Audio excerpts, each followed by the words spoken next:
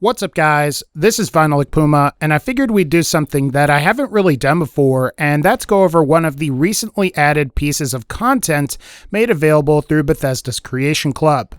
Now, before we start, I'm mostly going to be reviewing this Anti Materiel Rifle by itself based on its potential gameplay applications.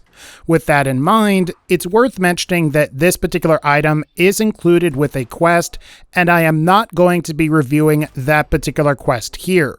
So keep that in mind while I discuss this piece of Creation Club content. But without further ado, let's go ahead and discuss the Anti Materiel Rifle in depth. So the Anti Materiel Rifle was made available with the Creation Club for 400 Creation Club points, roughly putting it at about $4 or your regional equivalent. Based on the Creation Club entry, which reads, quotes, "In life, are our actions predetermined? Is our fate sealed, or are we mere puppets to a preordained destiny? And really, does it matter if we end up with a devastatingly powerful anti-materiel rifle?" Rifle created by Stefan, asXas, Engdahl. Quest created by Kris Takahashi. And then, of course, it tells you where you can get this particular weapon, which is, of course, through the Paper Mirror side quest, or you can also purchase it from Daisy, which is a vendor that's located in Goodneighbor. Based on my initial impressions, this anti-materiel rifle appears to have a different firing sound compared to the regular hunting rifle, and it also appears that there is some slight cosmetic differences between both the penetrating and Hunter's legendary variants that you can acquire. The Hunter's variant is more brown in appearance, with some text that is scratched onto a part of the weapon, while the penetrating variant has some nice engravings, which just so happen to remind me of the NCR. If you're on PC and you spawn a normal variant via the console, the anti-materiel rifle mostly appears to just have this grayish look to it.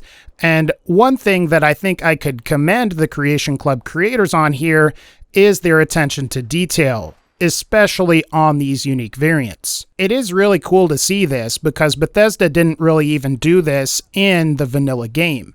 After all, a weapon like the prototype UP-77 doesn't really look all that different from a regular laser pistol. And it's nice to see these guys make a different looking weapon here. In terms of stats, what I can tell you is that the anti-materiel rifle is both 50 caliber and 38 caliber ammo compatible. One of the upgrades, which is the encased barrel upgrade, appears to reduce your damage by about 5 points regardless of receiver. However, provided that you don't equip the encased barrel, the anti-materiel rifle should have a listed base damage of anywhere between 45 and 75 while using the 50 caliber ammo, and for 38 caliber ammo, you should be dealing 38 damage even. Obviously, if you do decide to use the encased barrel, you're going to have a damage range of 40 to 70 with 50 caliber, and you're going to be dealing 33 damage with 38 caliber ammo. Much like the hunting rifle, the anti-materiel rifle can carry up to 10 bullets per mag. It's compatible with various scopes, and you can also equip this weapon with a suppressor, which potentially also makes it viable for stealth play. Obviously, the Hunter's variant you can acquire from Daisy is going to be nice for dealing damage up against animals thanks to its inherent Hunter's legendary effect. However, I think you'll find that the penetrating variant is going to be more valuable overall. After all, the ability to ignore 30% of the target's damage and energy resistance is a nice effect and could prove to be useful up against enemies with heavier armor like the Brotherhood of Steel or even Mirelurks. In terms of performance compared to other similar weapons, the anti-materiel rifle is stronger than other weapons that are 50 caliber compatible from the vanilla game, clocking in as high as 75 damage per shot.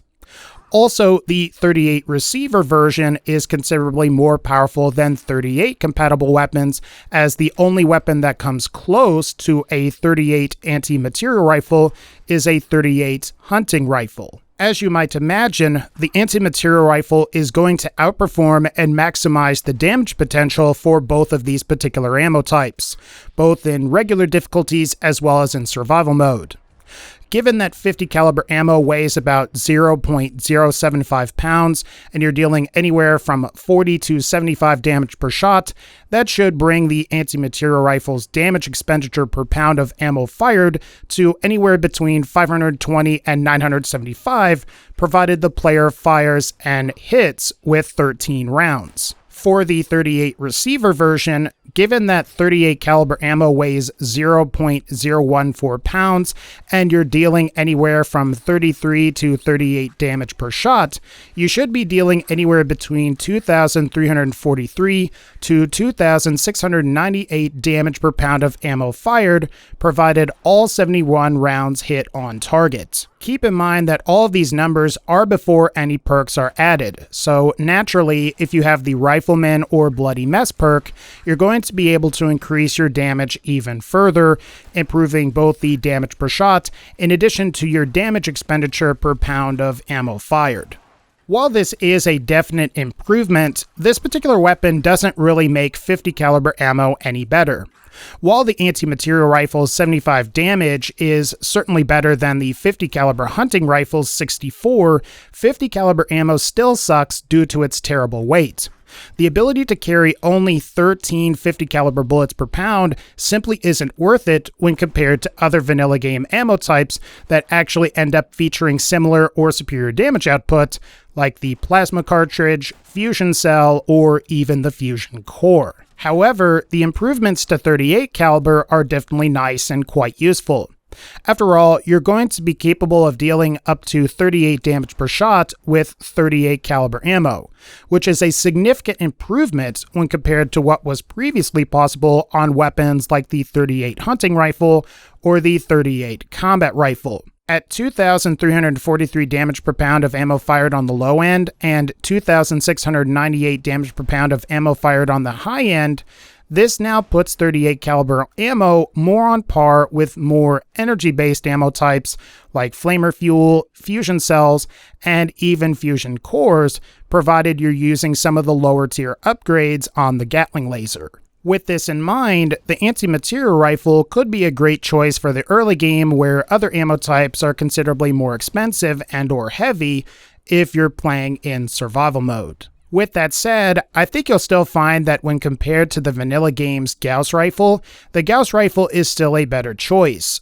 While the ammo efficiency isn't quite as good, the base damage is considerably higher than the anti-material rifle on its high end, clocking in at about 192 damage per shot compared to the anti-material rifle's 75. Thus, if you're playing a sniper build and you've reached some of the higher levels in the game, I think you'll find that the anti-material rifle could be a suboptimal choice. But here's my verdict.